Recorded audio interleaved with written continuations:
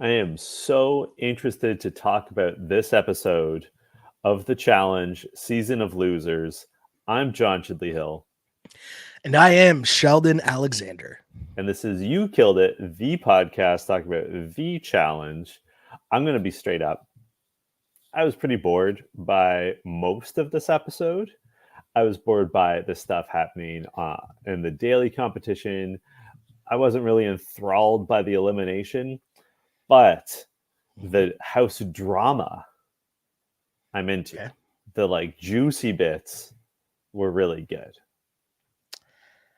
Okay. Yeah. I mean, listen, we're now into the 9th episode of this season. And every time I type that out, I'm kind of like, oh, wow, there's been 9 episodes of this already. Like, I don't even know what's really happening. I It don't really feels know.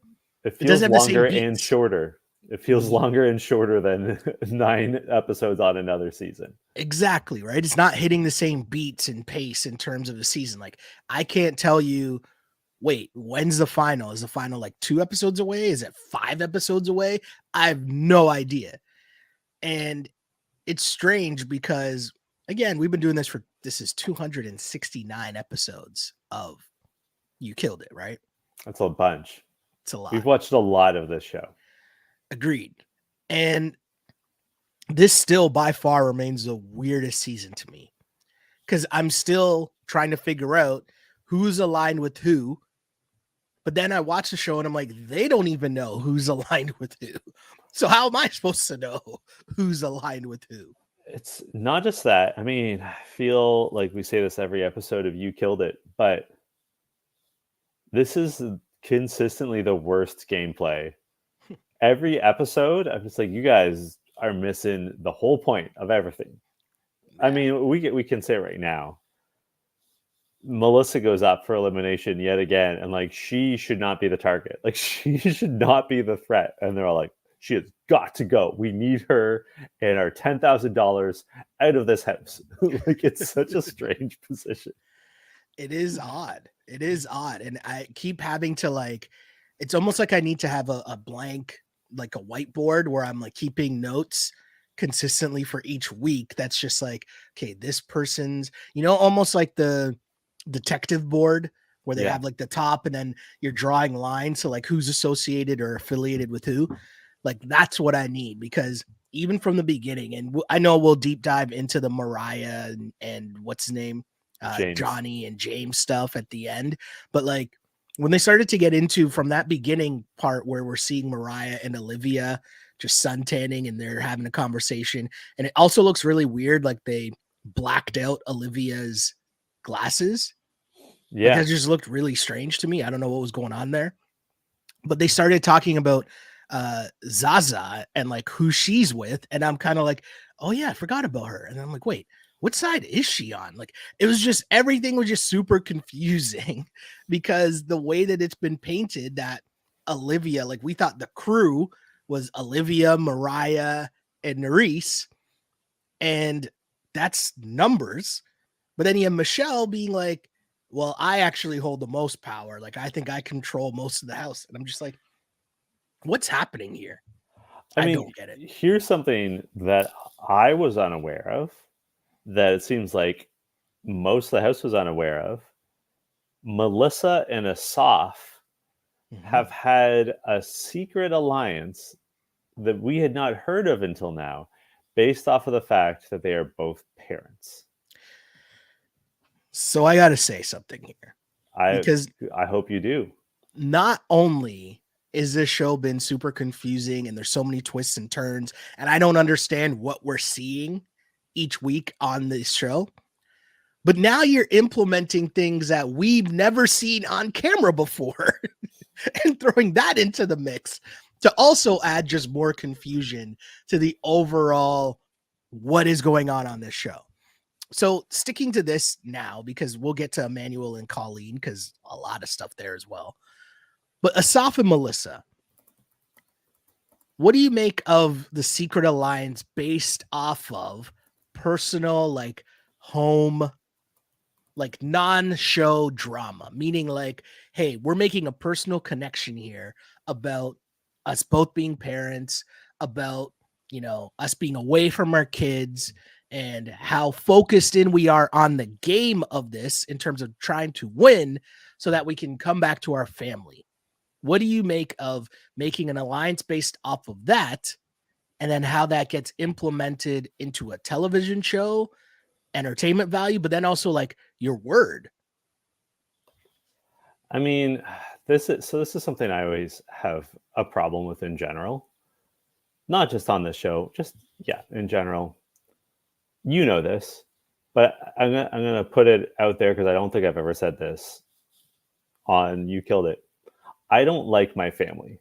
Like, I love my mom, I love my dad, I love my stepdad, I love my one cousin, but aside from that, I Hold don't on. like my family. What if I'm one of your other cousins? And right now, I'm just like trying to figure out. Wait, am I the cousin? No, they know. Like, No, this is on Main Street. You've met my one cousin that I like. That's I it. know. Just And like, hilarious. just for background, like, I come from a pretty big family. My mom was one of 6. My Mhm. dad had a sister. Like, I got hundreds of cousins. Okay. I'm Sorry, not. I don't want to take you off on a No. detour. Please continue. So I'm not into my family even in the slightest. So when people are like, I swear on my family, I'm like, what? I don't care. like it's a concept that's beyond me. And it's just like, I mean, I've also watched enough reality TV that when people say, I swear on my daughter, son, sister, mother, father, whatever, they're always about to lie. Like, you have to have watched a single season of literally any reality TV show. As soon as someone brings their family into it, it's like, it's a guarantee that they're lying. Yeah, I mean, okay. Here's the thing, though. Especially with this instance, because I wonder how much of like were they doing this for the show, like at least from a soft's point of view, or was this another like secret, hidden, behind the scenes conversation that we probably weren't going to hear much about? Because it seems like Melissa took it seriously, and Asaf clearly did not. Mm-hmm. And to me, it's like, I understand the point that you're making, right? Like not being close to your family, whatever. Cool, I get that. But to me, it seems that if we're bonding over like our children, that Yeah. ticks a different level of box than, my fifth cousin, or I swear on my family, or I swear on my great grandmother. Do you know what I mean? Like stuff like that. Either way, though, I got to say that I side with Melissa on this one. Asaf is doing way too much. And I feel like things start to add up with Asaf, even when you go back to the Corey stuff, when you go back to, you just see how he's moving in the house, and he's consistently trying to make, like, why at this point do you still need to be pretending that you're cool with Melissa? She already has a target on her back. She's already been, put into elimination multiple times over and over again. At a certain point, why do you have to keep up this like facade that you're working with her, like to her? It serves no purpose. She's gonna be in the eye of the storm each and every week because she doesn't have anything remotely close to numbers. I don't get it. I don't get it either, and I also don't understand Asaf's long game here. Mm-hmm. Like, how is it going to? He keeps saying like, "Oh, I'm secretly working for the American Alliance. I'm secretly working for the American Alliance." If Jay is the only one that knows that, and Jay gets eliminated, you've got nothing. if like, at what point is Jay going to reveal this, and like, how is that going to go over with the other Don't they have men in the their American don't they have their Alliance? foursome alliance that's like Oh yeah, with Jay, Nerys. Michelle, and Nerys? Yeah, Isn't that but a like, thing? I don't know. but like, you're telling me that Nerys is going to back Asaf over Horacio? No. That Olivia is going to back Asaf over Horacio? No, not at all. Let's get some more nitty gritty stuff though, because there's a lot going on here, and I feel like we know Emmanuel.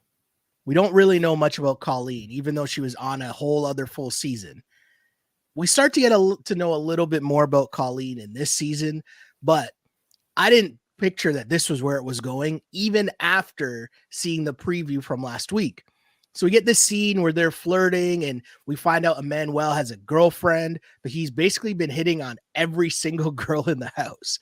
And for a lot of scenes that seem made up, the scene where all the women are in the room sitting on the bed, like gossiping, that seemed like I could have been watching like Girlfriends. You know what I mean? Like, or whatever other show that, because it just seemed too real, right? Like they're like giggling and smiling, talking about how, like, Melissa's like, well, he tried to kiss me twice. And I was kind of like, okay, what the heck?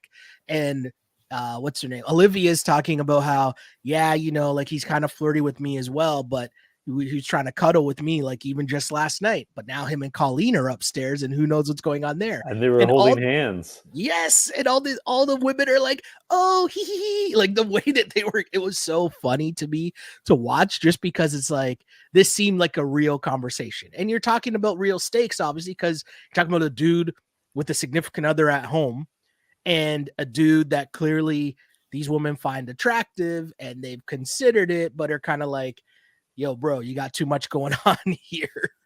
But then how's Colleen get dragged into this? Like, there's just so much going on at this point. I have to say, this speaks to the power of charisma.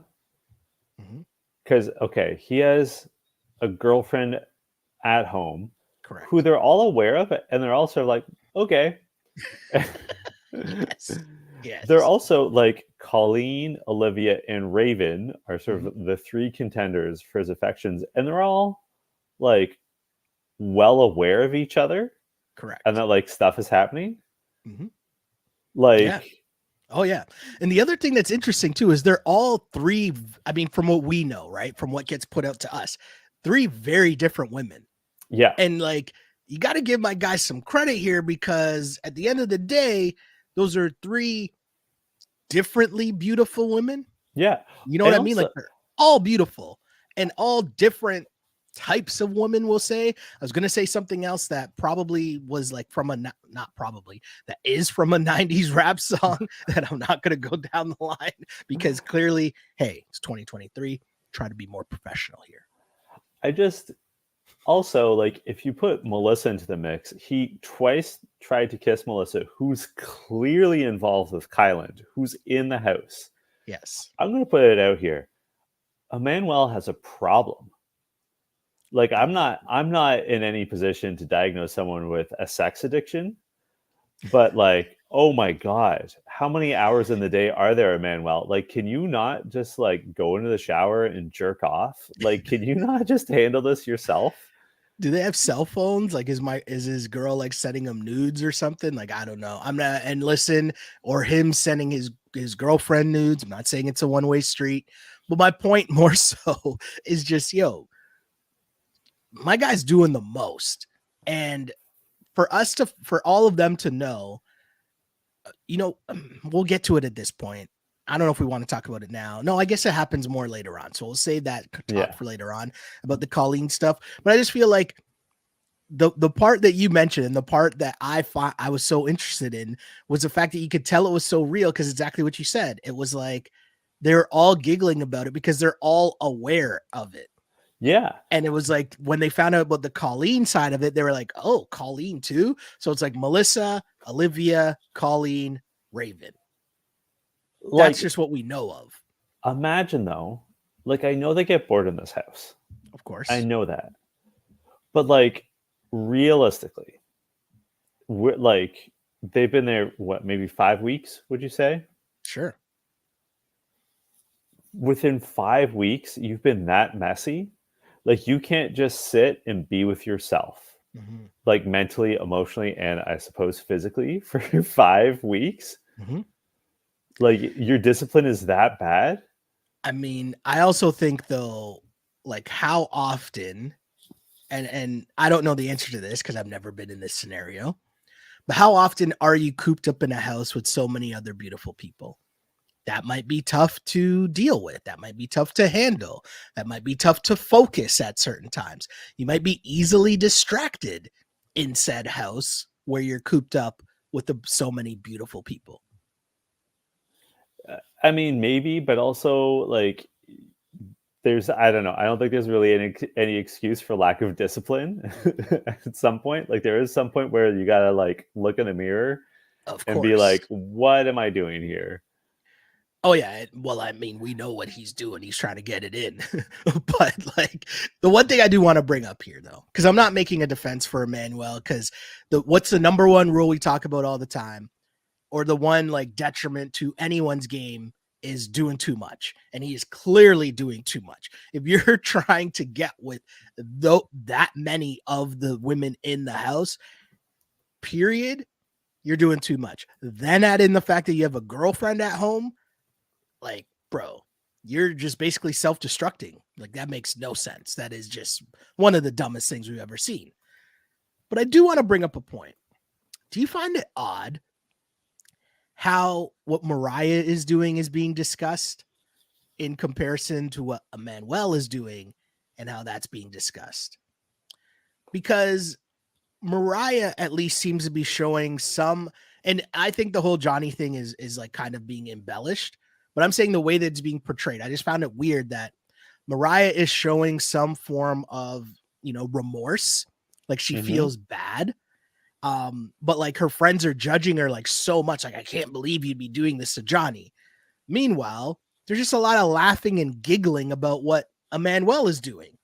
And I will say, coming from Olivia's side of it, she is wildly judging Mariah while willfully being a part of Emmanuel, right? While saying, I'm aware that he has a girlfriend at home, but I'm a willing participant. Meanwhile, she's like doing all the finger wagging and trying to like be like, oh, Mariah, I can't believe you would do this to Johnny. I 100% agree. And I'm going to add, and we're going to talk about Johnny and Mariah in more detail towards the end of the episode. But Mariah and Johnny are not boyfriend and girlfriend. In everyone's own wording on the show, they're talking. And we're gonna parse that out. We'll deep dive. Yeah. But in my mind, maybe this is just like, I'm not hip to the youth slang, but in my mind, someone being your girlfriend is more serious than someone that you're talking to. Correct. And so while what Mariah is doing, not great, it is not as bad as what Emmanuel is doing. And again, we'll get into the Mariah, James, Johnny situation in greater detail later. But like, Mariah has apparently a romantic connection with James. She has only been focused on one person. It is a one-to-one situation. Emmanuel is pursuing literally anyone he can. And it's, again, this is why I started off this conversation with being like, man, the power of charisma. They're all just sort of, like you said, laughing about it and being like, oh, Emmanuel. Like, no, what he's doing is pretty fucked up. Like, it's fucked up in the context of the house, and it's fucked up in the context of his relationship back in Europe. Like, it's such a problem. And like, we call Fessy messy Fessy. This is just as messy behavior, if not more messy. I got to be honest, I didn't really realize that vampires got down like that. Has he like shed the whole vampire thing by now? He hasn't brought up the vampire stuff at all this season, and I don't want to take credit for it, but like, we ragged on him relentlessly about this. And like, I'm sure there's other people who also made fun of the vampire stuff. Yeah. I mean, I will tell you, you obviously don't read like dark fantasy smut, because then you would know that vampires 100% get down like this. Is that like what was the show or movie? What was the series? What We Do in the Shadows? No. Like what was his name? Robert Pattinson and like Twilight? Twilight, were they vampires or no? They were vampires, but like the whole like vampire genre is about getting down. Oh. Like What We Do in the Shadows, which you should really watch. It's very funny. Is like, there's an episode that I just watched where they have a vampire orgy. Like, it's played for laughs. It's comic. Like, it's super funny. But like, It's vampires 100% are like the most sexual of all the like monster creatures. So like at least that fits. At least that All fits. What right. I don't understand, and everyone has their own tastes. I don't find this guy attractive at all. Like he does nothing for me. Like I can see like James. I don't think James is my type either, but like I get it. Like Yeah, he brings some yeah. stuff. I think Asaf is a very attractive man. So I just don't get like why this guy who looks like he pumps gas in Kentucky would be like the one that everyone's like, oh yeah, I'm not only am I down, I'm okay with him just bouncing around the house. Like it's so weird to me. I'm gonna say this, and hey, someone feel free to tell me that I'm wrong. But my guy looks like he needs to like bathe. Yeah, he But for like, sure. here's the biggest thing, though, right? Here's the biggest thing to me. It's like and I think Colleen alluded to this. It's the bad boy, right? Like Yeah, women like the bad boy, and obviously, I think the fact that he had a girlfriend adds to that sort of bad boy persona that he's giving off. That's kind of looks dirty, but he's got the tats, and he kind of looks, like interesting and like different, and I think that's kind of it. And the fact that he has a girlfriend almost plays into that more yeah, bad boy persona. The fact that you're watching these other beautiful women also kind of be wooed by him now adds another level of competition amongst the women in the house in terms of, oh, well, if he's into her, how do I measure up to her? Oh, I think I might, and I think that all plays into his hands. yeah, for sure. I don't get it. Also, another key point, the same way that he's walking around the house and being distracted by the fact that there's so many beautiful people in the house. Also, just look at if you're some of the other women in the house, what are your other options? That's true. Right? Because if you're really breaking it down, Kyland is taken, Horacio is taken, James is taken, Ed is married. Yeah, Ed's married. Right? Ed's Or married. he's in a confirmed He's in a relationship. confirmed He's like a relationship, yeah. stepfather or something. Yes, he's in Ed's in a relationship. Who am I missing? Jay. I don't know what Jay's deal is. I think he's in love with Michelle. 100% he's in love with her. Right? Who are we missing? Who else is in the house? That's basically all the guys we just named, right? Asaf is in a relationship. He's married. Which apparently makes him an expert on romance. Yes. There's someone that we're missing. Oh, Corey, who is gay. Yes. Right. So now, like, if you're the women in the house, just by numbers, that also plays into Emmanuel's hands. So yeah, there's just a lot going on, and he's a beneficiary of it. But let's keep it going. Let's keep it moving here, because there's lots going on here. This daily challenge. First off, what caught my attention was TJ saying one of the goats is on the way. So I thought it was going to be Kara. That's what I thought. Maybe Laurel. I don't know if Laurel's on this season, but my point is I thought it was an actual GOAT coming back, not a one-time winner of the challenge, but we'll get there. What did you make of this daily challenge? Too. Okay, first of all, Conspiracy John is checking in. Okay. There's no way that was randomly selected. Oh, of course not. There's no way. And like, shout outs to Nerys, who was like, okay, you put me and Horacio together, sure. And like, it goes beyond that. Like, Emmanuel was with Berna, okay, sure. Like, it was the most suspicious, like, least randomly selection I've ever seen. Like, you want to tell me that's randomly selected? Put Berna and Corey together. Yeah. Like, come on. Like, what are we talking about here? Yeah. Like, at least throw us a couple where we're like, this isn't like, make it look at least a little randomized. It was like so clearly set who it was. Yeah, it was nonsense. The funniest part to me was when it became apparent that you'd have to show your cards if you won, and Michelle is like, I've been playing a lot of different sides in this house, so this is kind of strange. And they show her face, and she looks so embarrassed at the time. And I'm like, ah, that smile, Michelle. I see how you get everyone in your little web there. I see it. I see it. It's that look right there. I have to ask you, what did you think of this daily challenge? I'll tell you, just like to start it off. I ask your opinion and then I tell you mine. I was Well, I excited actually when. asked you first. So Okay, if we're keeping track here. true. You called me out on there, and I deserved it. I found it kind of boring, and Yeah. like when they said, "Oh, it's a mini challenge," I was like, "Yeah, like mini challenge, like show us what's up." Like, all right, here we go. And then I was like, "This is boring," and like only Emmanuel apparently really understood the assignment, which like makes me feel bad. And like the first two like phases of it were so it was such an advantage to have three people on the Yeah. first two Yeah. that like it was like set in stone who was gonna win, right? Zara, Asaf, and Raven. Like it was fated. I don't know. I didn't Did they really even like show this. us anyone else that used the sabotage like element to this?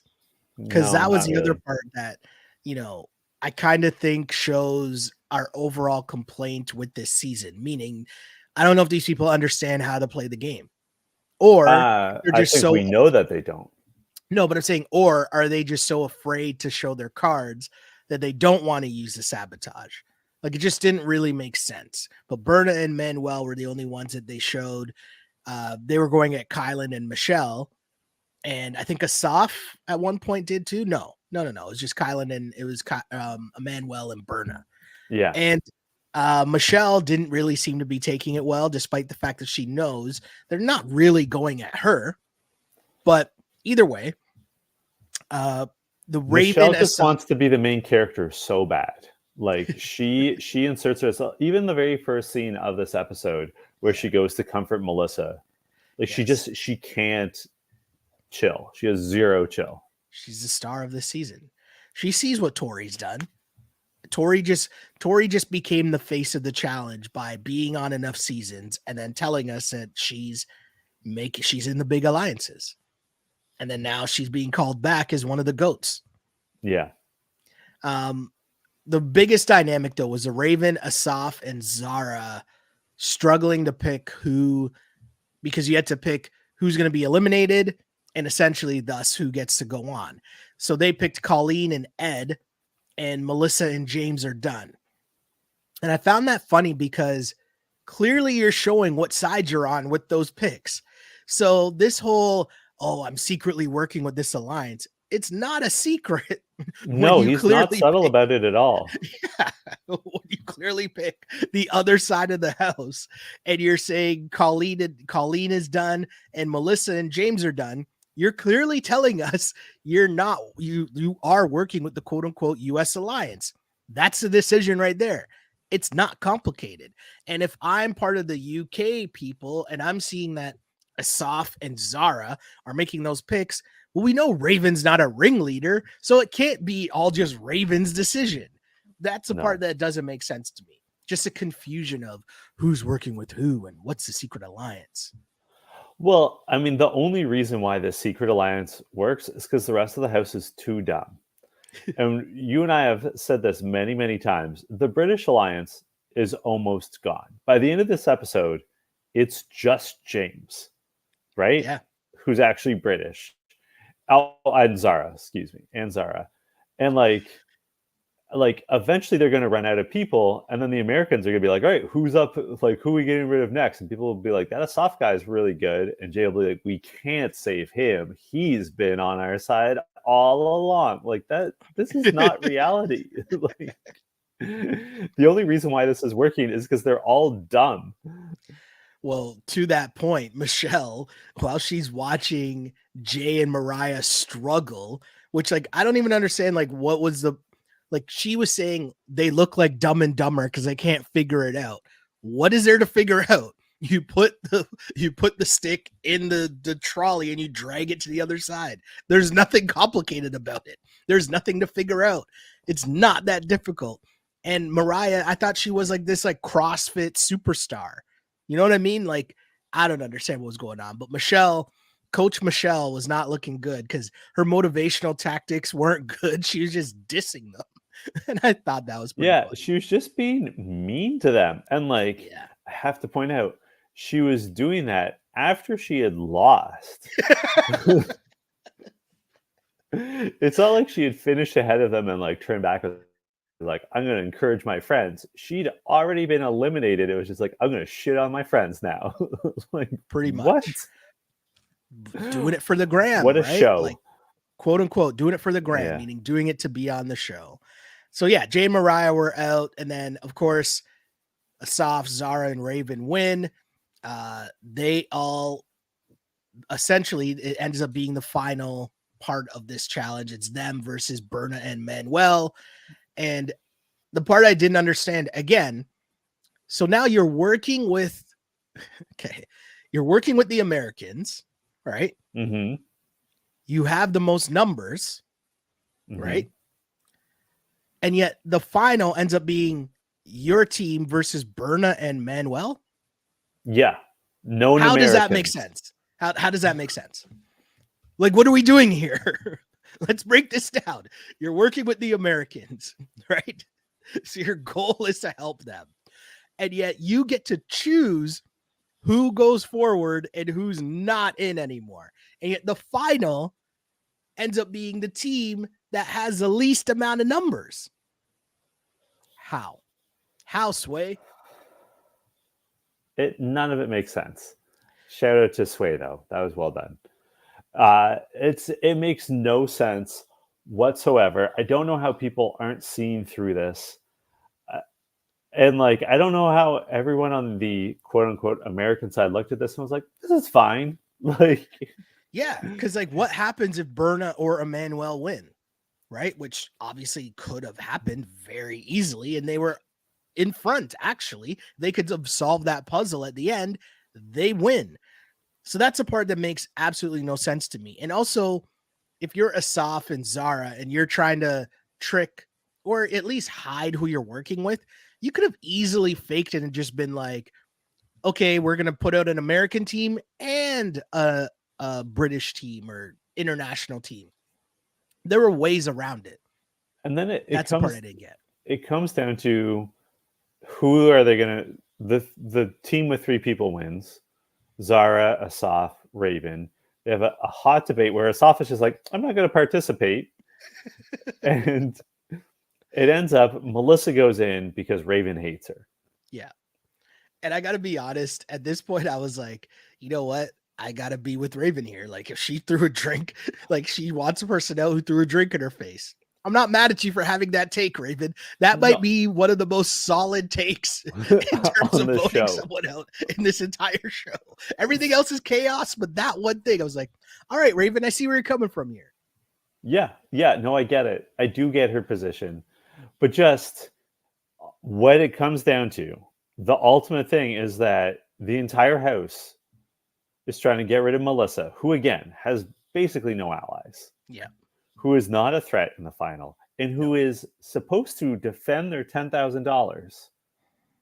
But she's the one that's nominated because Raven doesn't like her. Raven, also, the least important member of any alliance. Like, make it make sense, Sheldon.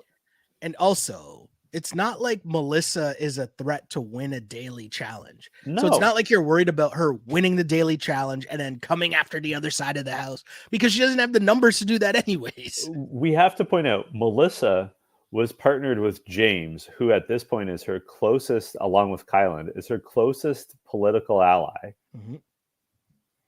Yeah. They didn't get it done. Like, it's mystifying. But then we have to talk about. So hold on. Because my line of the episode, before we get there, though, my line of the episode, or at least one of them, because I think I have 2. But Kyland, after it's announced who wins, Kyland says, you would think Asaf won an Academy Award as they show him doing backflips. Yeah. He's like, you would think Asaf won an Academy Award. Dude, you solved a 6-piece puzzle. You probably should be worried how long it took you to do it. Well, I gotta give a shout out to Kyland here. Mm-hmm. So Melissa, his boo, gets nominated. Yep. And he correctly points out that Asaf has gone back on his word and brought his family into it. Yes. Yes. Asaf takes immediate offenses. Like, what did you say about your mother? And like, Kylan is just repeating what you said. You're the one who brought your mother into it, Asaf. You're the one who brought your family into it.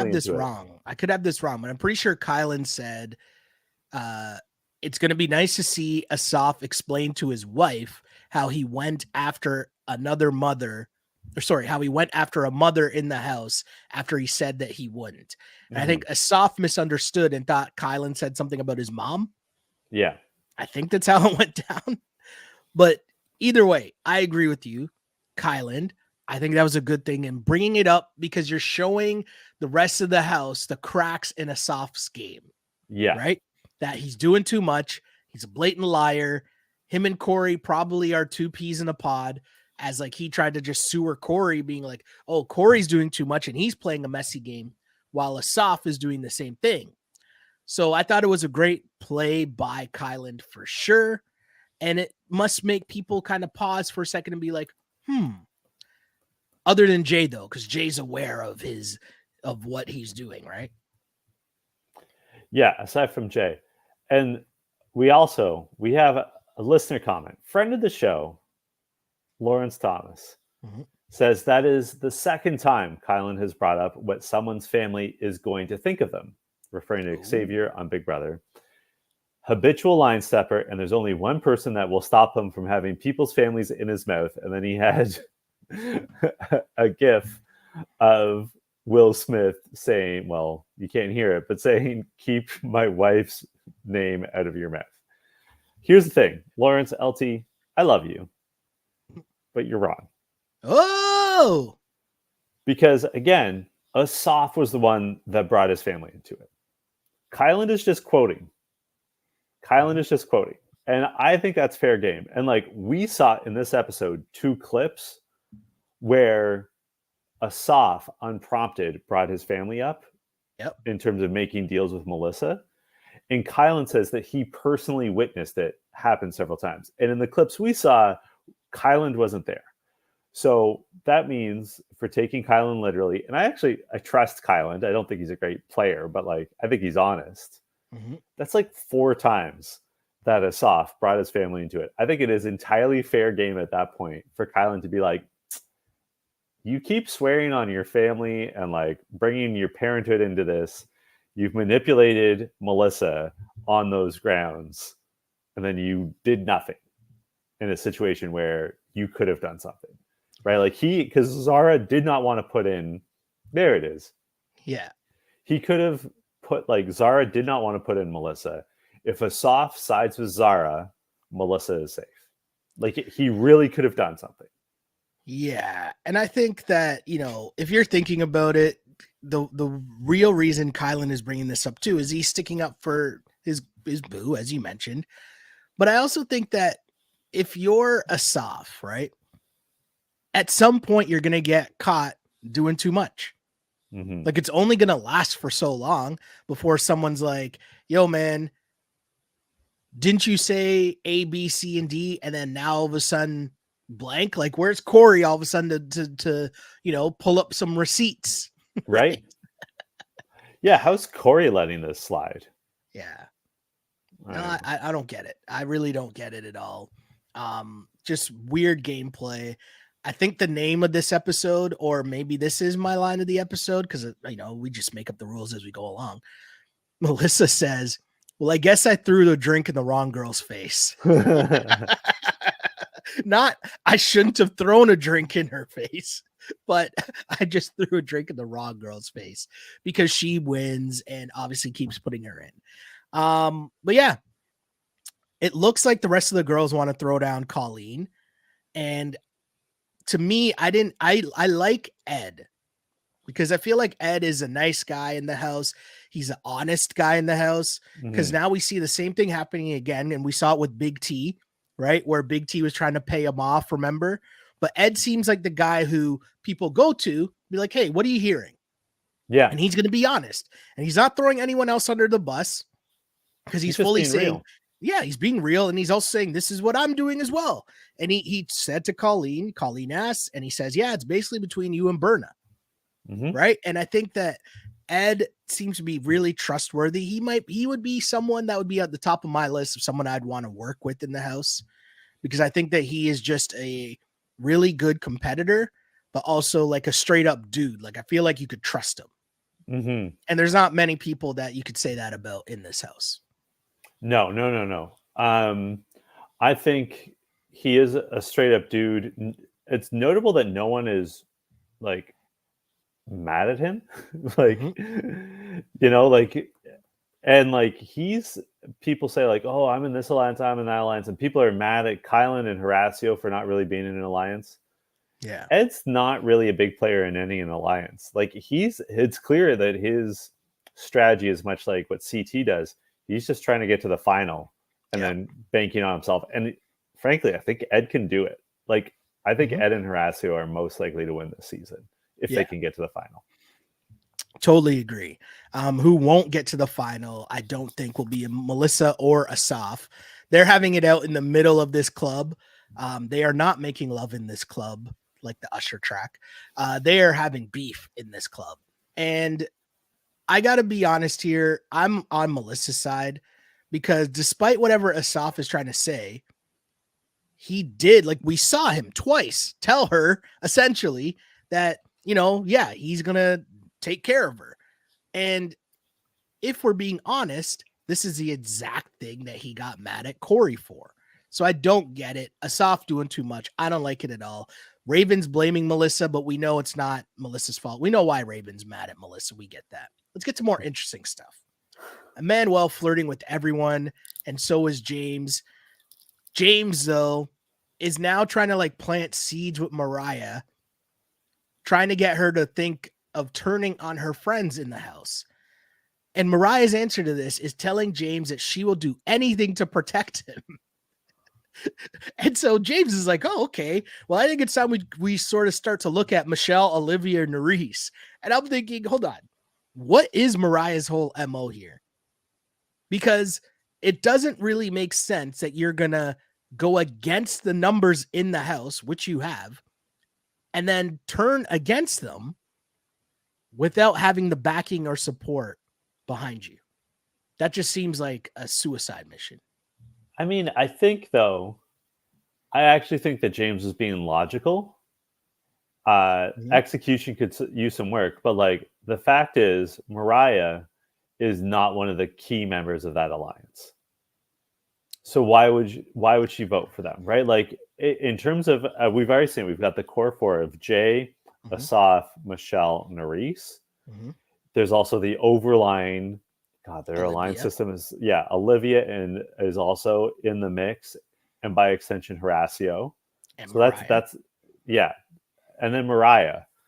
But I think that's by Mariah's own self-inflicted wounds. For sure. Like she's done that on her own. But that's where she's at. Like if that's your situation, like what is the hand that you currently have? Not the hand that you had at the start of the season. What do you currently have? It's fair. You got to go round up Corey, Emmanuel, Colleen, and like you got to start like shooting some shots here. Like why roll with this alliance who when it comes down to brass tacks is not going to back you up? I can't argue with that. I cannot argue with that. I can argue though with Emmanuel cuddling with Raven and Olivia. I mean, my guy's he's out here just doing the most. And the way that it's shot, and this is my TV brain at work here, but the camera angles that we're seeing, the way that it's shot in terms of it's like black and white, and it's kind of like, you know, looks like it's peering in and out. Like it's just, he doesn't think that this is being on TV. Nope. Right. Clearly. And Colleen is struggling with this. She's talking to Berna about it. She says she feels stupid. She feels embarrassed. And at first I'm thinking, okay, this seems like kind of like an overreaction because like you're embarrassed because you actually thought that you were making a connection with them. And that's what it is. And we come to find out that there's more to it because there was a secret hookup, multiple hookups that were not on camera because my guy was obviously he's in a relationship at home. And so they were very cognizant of making sure it wasn't on camera. So now that with that added context, my first question to you is how shocked were you? Like, because I was listening and paying attention, and then I like stopped and I was like, hold on, let me rewind this. What did she just say? How shocked were you to find out this information? I was a little shocked because I'd seen the chemistry on camera between like Olivia and Emmanuel, and also like was aware of the stuff with Raven, and like I don't know, I just didn't think that he and Colleen were that close. Like they, I guess, had worked really hard to keep things low key on the down low. And like I also felt really bad for Colleen in that moment. Yeah. Yeah. Just like really, really sorry that she's in this position because she seems super nice. Yeah. She made some bad choices. I think she knows that now, but it's also just like it sucks. And like if you think about it too, and she was trying to make this connection, and I don't know that the producers like or editors hammered it home, but she's up for nomination. Most of the people in the house don't like her, it seems. And she hasn't done anything wrong in particular. And frankly, this guy's making her look super bad. And like on some levels, she believed that he was going to leave his girlfriend for her. Like that's sort of the, I mean, she never said that explicitly, but that's the implication, right? Like, why is she so wrapped up in this guy? So if she doesn't think that's the end game. Yeah. Like it was very interesting, right? And I think Berna has been hit or miss this season, but I feel like she like slam dunked this one home on a lot of levels. And it also looked like she came in just giving the real talk. You know what I mean? Like she wasn't like BSing at all. And the fact that the way, again, it was shot, that it's like the overhead cameras, meaning there's not a camera person in the room, led to a more genuine conversation. But Berna said, first off, she calls her out and she says, I think that you're mad because your game, like what's happening, everything's happening all at once. Your name is being called. And so you're embarrassed about that on TV. But also at the same time, you have this dude that's embarrassing you because you don't really care about him. Berna says straight goods, which is truth. You knew he had a girlfriend at home and you went for it anyway. So in my eyes, you made a mistake and that's okay. You can always come to me and talk about it. Right. And like, if you want to cry, like I'm here for you. But like, you know that you made a mistake and now it's all on TV and all these things and emotions are coming right back at you. And I thought it was so real when she said, for us, because now she's adding like sympathy to it, right? She's saying like, I understand where you're coming from. She says, for us, when someone likes us, we go straight for it because we think we're so unloved. It's stupid, but that's just what happens sometimes. And I went, hold on a second. Let me rewind that again. That's a bar. That was so real. Like that was shouts to Berna. That was wonderful advice. Right? When someone likes us, we go straight for it because we think we're so unloved and it's so stupid. And I was like, holy shit, like that. I felt that, Berna. I felt that. Dropping bars. And I think that for Colleen, that's when, you know, we find out, of course, that she had more than one intimate moment with Emmanuel, and he was so adamant about it being off camera. And I'm thinking, hold on, is Brenna Murray slipping here? Because nothing used to get past them. Or was a choice made that they're just not going to show it? And how many other things are they choosing not to show us that they could have shown us? You know what I mean? Because that's a strange one. We've seen other instances over our 269 episodes of doing this pod of people trying to hide from cameras and not being able to hide from said cameras. So it makes me wonder, you know, what else are we not seeing? That does make me, I did have that thought where like, okay, we know he's pursuing Raven. We know he's pursuing Olivia. Buddy knows where there is a blind spot in the cameras. Yep. They've Yep. been there. You and I estimate 35 days. Just saying. Yeah. I mean, this is also one of the things about vampires, though, right? Is cameras can't pick them up. Yeah. So Well played. Well played. I see what you did there. So I'm not sure how much needs to be said about nomination, aside from the fact that Colleen makes the case to Jay and to Corey. Mhm. You guys should probably be going for Mariah, not for me. Mariah is showing all kinds of issues with your alliance. I am not. Mhm. I have been loyal to the alliance, to the American alliance, me, a German. And Jay's like, oh, she's talking sense, but and they vote her in anyway. So good. So good. I thought it was funny because like everyone's getting outed for what's been going on, but they're all like, "Oh, it's too late." It's like, why is it too late? Yeah, Like it's not too late at all. This is In why fact, this timing is perfect. This is why this season is so frustrating, because they're like, man, I wish someone could vote differently. Like you can vote differently. Like you're of anyone, Jay is in a position to be like, actually, like, yeah, like let's get Mariah up out of here. Yeah. And it's funny because even in said deliberation where everyone votes for Colleen, even her friends like Berna, it's like, don't you realize that you're in the same position that Colleen was, meaning you're voting with the whole group as if there's anything to it. Like there's nothing, like you're not gaining anything by doing this. So you might as well just vote for real because they don't really think that they're with you.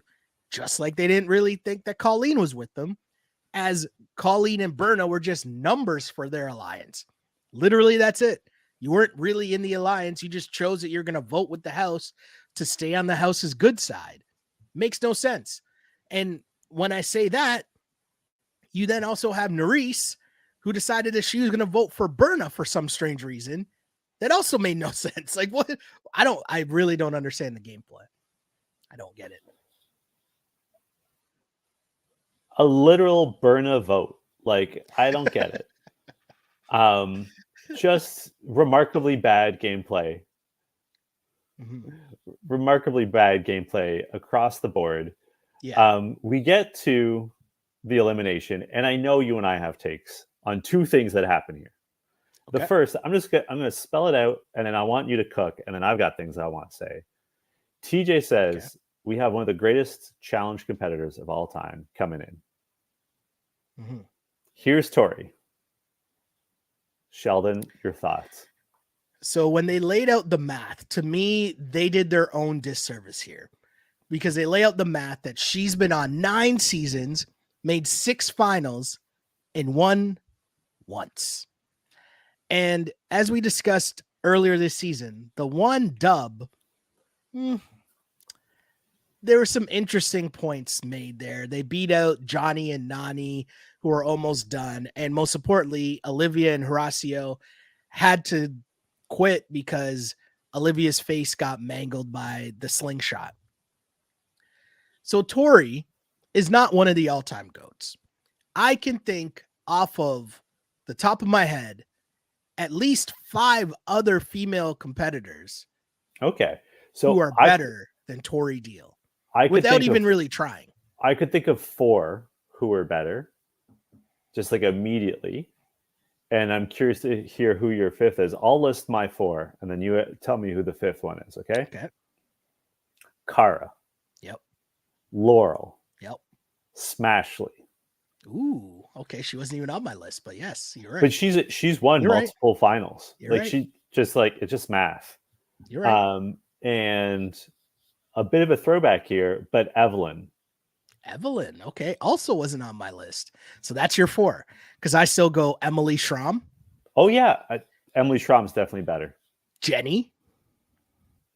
Okay. Didn't Jenny win? She won at least once. Didn't she win twice? Maybe. But I'm talking about power in numbers. If Jenny was on 9 seasons of the challenge, she would have won more than once. Yeah. There's also someone else that I'm forgetting off the top of my head that I'm struggling with right now. It's gonna bother me. But my point is, as I said, off the top of my head, I could come up with 5 people better than Tori, and that like makes you not the GOAT. No. I mean, she won once. She's barely above Anissa. Yeah. Right? Like, I don't know. I just think that it's very tough. I would even put like Killa Cam is up there, and I know Killa Cam hasn't won, but like again, if you put her on multiple seasons in the same scenarios that Tori's been in, I don't know. I find it very interesting. I mean, if winning one makes you one of the GOATs, like Casey has been on 4 seasons. She's made the final 3 times. She's won once. Yeah. That's a better percentage than 6 of 9 with 1 championship. Yeah. No, I want to be clear. I'm not saying Casey's one of the all-time greats. I don't think she's in the conversation. I don't think Tori, I like Tori. I was rooting for Tori and Devin, as you well know, better than anyone. I was rooting for them. You can't. She's not on the Mount Rushmore. Like between you and I think we've both indisputably named people who are better. What about Sarah? Yeah, Sarah Rice, 100%. Sarah Rice, who in my mind is a 2-time champion, because although she didn't get the money with Johnny, she was the top team, right? Yeah, and she'd won with Jordan. We've easily named like a half dozen people.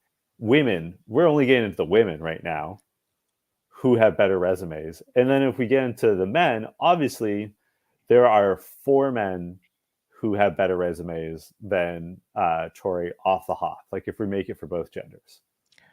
I mean, I don't even want to mention her name and deep dive into it, but because she's probably disqualified at this point. But like Camilla. Yeah. Yeah, absolutely. Camilla, we do not like Camilla. We're not ever going to defend Camilla. No. But in terms of wins and losses, she's sort of the Ty Cobb of this, So I would ask you, Amber.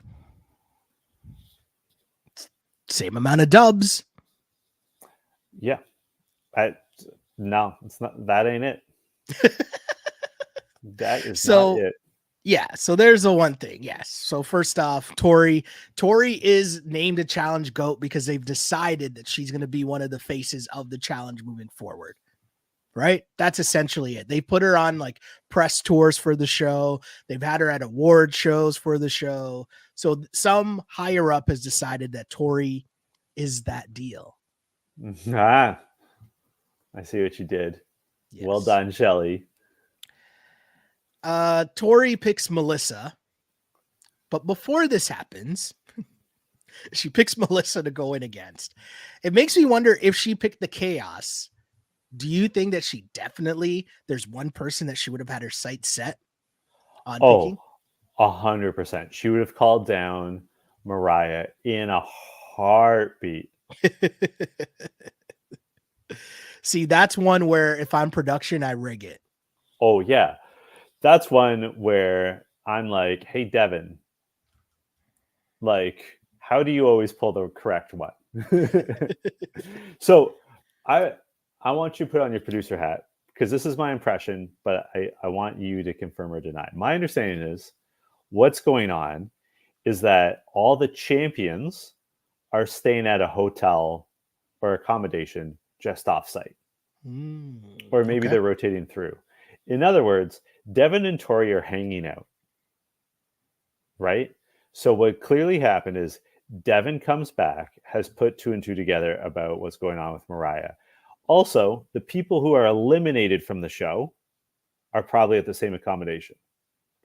So Devin goes as a champion, immediately clocks that something's happening with Mariah and James, goes back to the hotel and is like, hey, Tori, I just saw the damnedest thing.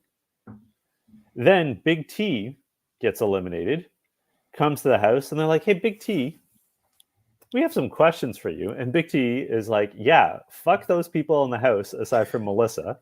Yeah. Right? And like Big T, likes everybody, right?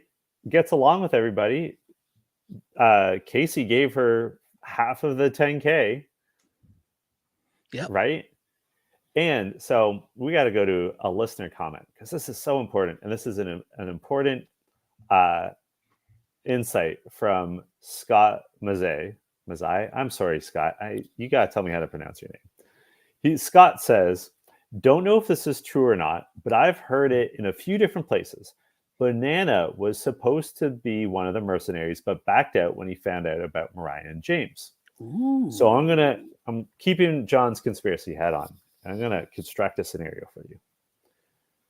Johnny might have been on location at that hotel too. Right? Devin comes back and is like, hey man, for what it's worth, here's what I saw. Here's what I believe is going on. Johnny, like they're allowed to call out of the house, right? Like we've seen people with video calls. Yep. Presumably Mariah and Bananas have been in touch. He's sensing something's off. Big T comes out of the house, goes to the like accommodation where they're holding all these people. Yep. And confirms what's going on. Johnny goes to production and says, I want to go home. They say, of course, you're Johnny Bananas. We understand and respect the situation. Johnny goes home. They have to make what's supposed to be a men's elimination, a women's elimination. Oh, So wow. Tori gets called in. Like she's probably already on like at this hotel in these accommodations. Tori, though, understands why Bananas is leaving and then sees Mariah and says, yeah, he's heartbroken. She can't say on camera, he refused to come on the show after flying out here. Interesting. Listen, this is all just in my brain. This is my headcanon. This is me being a conspiracy theorist. But it makes a lot of sense, given what Scott just said, given everything that we know just watching the show. To me, I think that's what's happened. What do you think of my theory? I love it. It makes sense because my thing was I couldn't really see a world in which Bananas is actually heartbroken. But I do see a world in which Bananas is like, hold on a second. I'm not coming on this season to be made a fool of, to be made a mockery of. That's not how this works. I'm Johnny Bananas. I'm the face of this franchise. I'm the GOAT. If I'm coming in on this show, I'm coming in with some creative control in terms of how I'm going to be portrayed. And I'm definitely not coming on to be the poor sap that's like, oh no, my girlfriend's cheating on me. No. That's not how that's going to play. No. So I like it.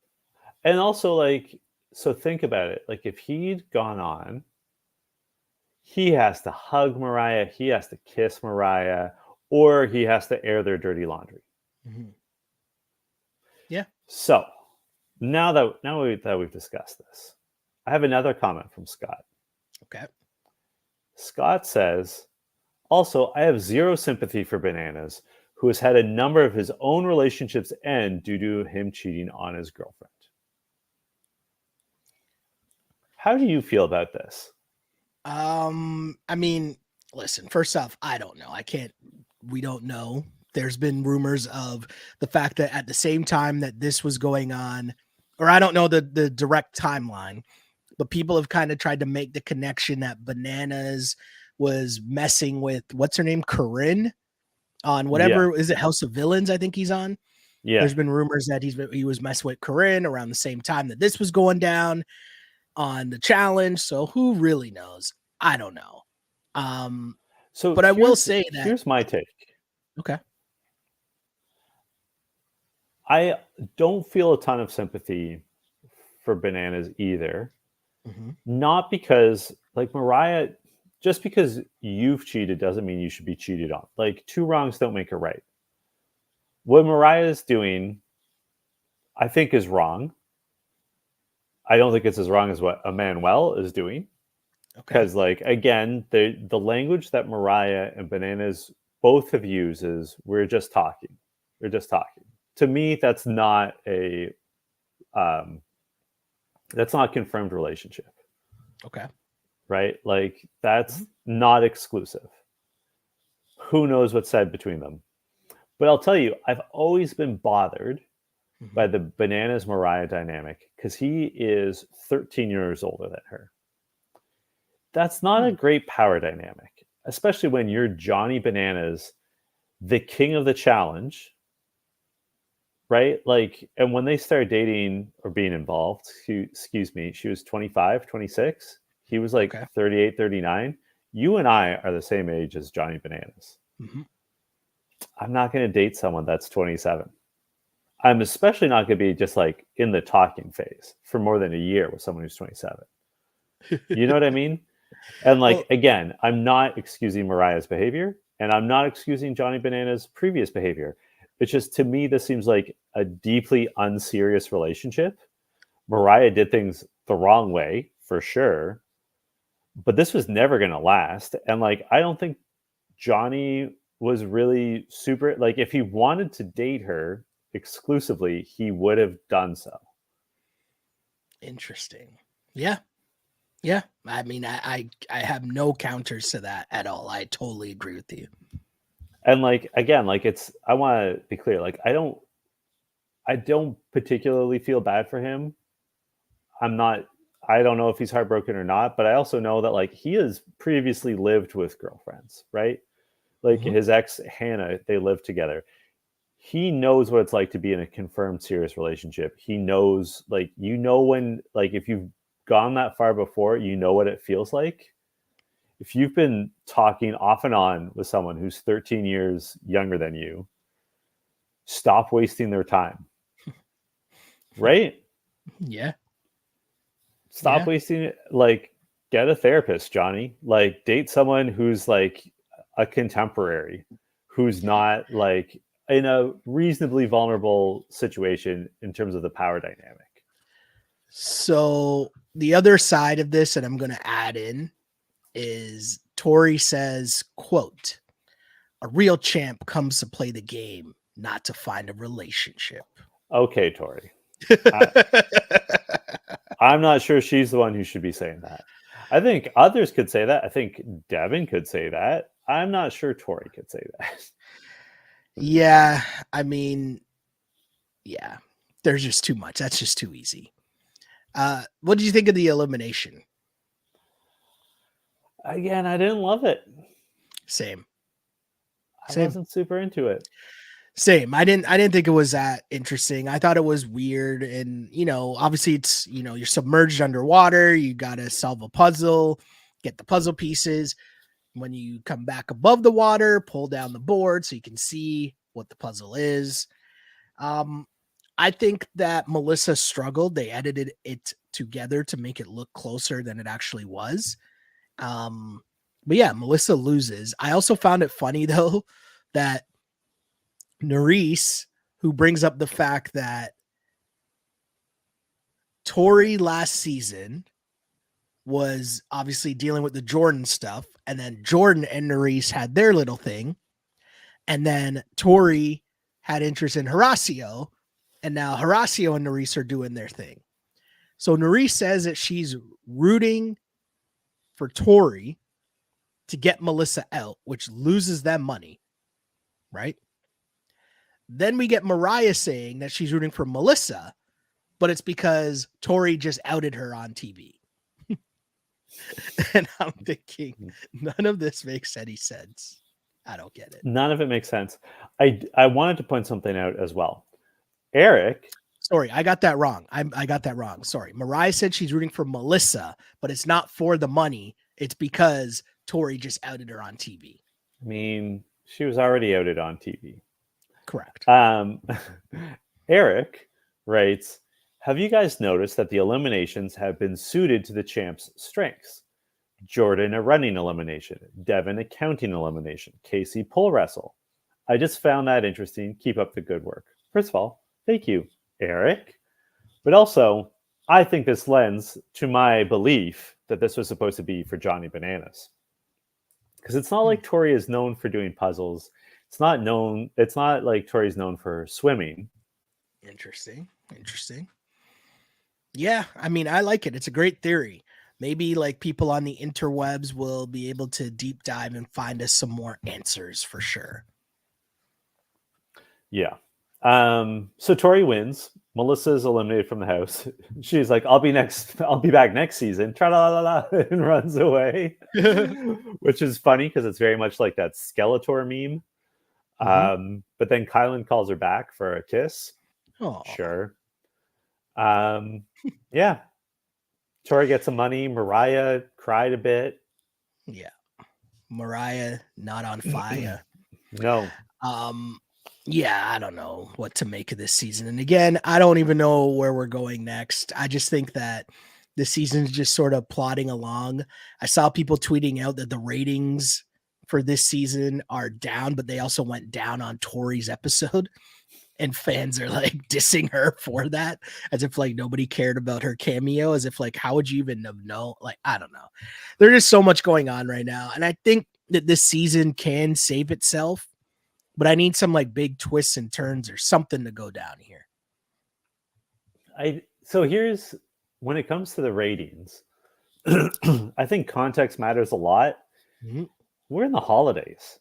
Exactly. Right? Like Wednesday night was it was one of the nights of Hanukkah. I want to say it was number 6. I could be wrong. I'm sorry to our Jewish listeners. The point is, we're in the midst of Hanukkah. Christmas is around the corner. Kwanzaa is around the corner. People got things to do in December. Yeah. I also think too that, overall the ratings are going to be the ratings. Like that doesn't really matter. I feel like the problem with this season, if there is one, is that they've built a season around Big T and Melissa being the villains in the house. Yeah. And that just doesn't make sense. Nothing wrong. Yeah. They also, I think that sort of the nature of the challenge in any reality TV show is if the people you like get eliminated, you're less likely to watch the show. Right? Yeah. And like the people who are sort of running the house aren't really popular. Like with the fans, I mean. Like Michelle and Jay aren't really moving the needle in terms of viewership, right? Yeah. I like Horacio. He's not great television, right? It's true. Like, so it's not like if you think of like a Smash season where the rivals seasons, and because like people wanted to see like who was going to be able to hold it together, and like arguably the biggest season finale ever was when Johnny turned on Sarah, and people were following that because like people love Sarah, a lot of people like Johnny, and it was like will he or won't he kind of scenario. Mm-hmm. And like that's just not happening. Like the people who are left, the people who might win this season don't have a following in particular. They're not as well known. Like if they had Anissa in this house, someone who's never won, I think people would be watching to see like, can Anissa finally get the job done? Yeah. But yeah. Nope. I agree. Yeah. Where can the good people? Oh, I didn't even ask you. Who's your MVP? Who killed it for you this week? It's once again so hard to name people. No, like mine is Berna. I think Berna was dropping truth bombs in this episode where they were much needed because we didn't really know much about Colleen. Colleen was kind of a mysterious type figure, and to get so much insight into what was going on, and even like get Colleen into a space where after she was able to go up to Emmanuel and just be like, listen, I know whatever happened, but just so you know, like I'm fine. We're cool. I just want you to know that I don't want to be a part of some like love triangle angle show, whatever. Like whatever you're doing is cool. We're fine. We're going to be able to like be in the house together and everything's cool going forward. I just don't want to be a part of that. And I think Berna really helped her get to that point. And Berna's been an interesting roller coaster ride in her time on the challenge, but I feel like it was really well done. And in a point where you've brought up before, right? The language barrier and how that might come into play in certain instances. I feel like getting to see her just be real and just freely speak how she would normally speak helped us get some more insight into who she was. Mhm. And yeah, I'm just gonna say, like, she was dropping some truth bars that made me stop and think, whoa, hold on a second here. Let me pause for a second and think about what she's saying here. Let me rewind that. Do I need to write that down somewhere? I'll tell you who killed it for me. Tori. First of all, $10,000 richer. Yep. And also, I like it when people don't hold back. I like Yeah. it when shooters shoot.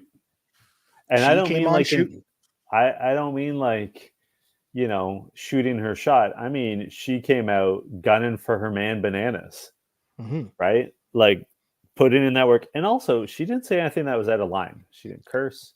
Mhm. She was just like, hey, there are consequences for your actions. All facts. Where can the good people find you on social media?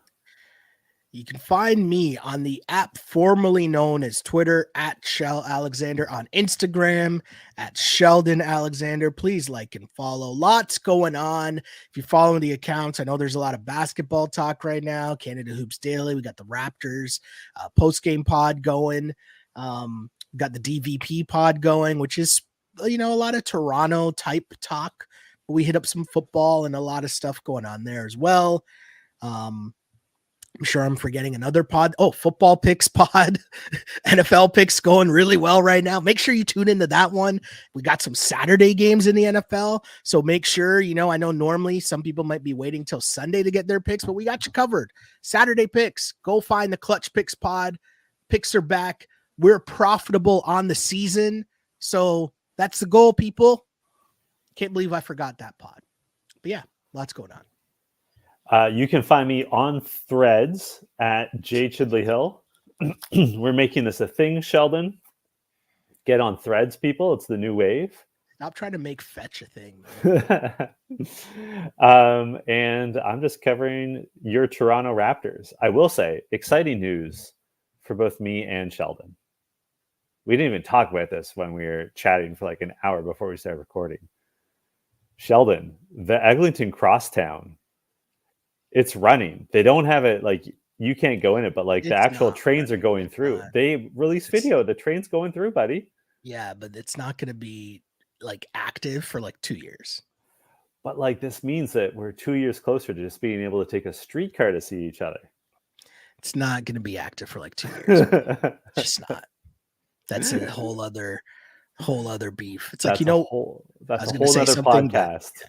A whole other podcast. I should bring that up on the DVP pod, actually. That's kind of why I'm feeding you. Mm-hmm. Well played. Until next week, this was You Killed It. You killed it.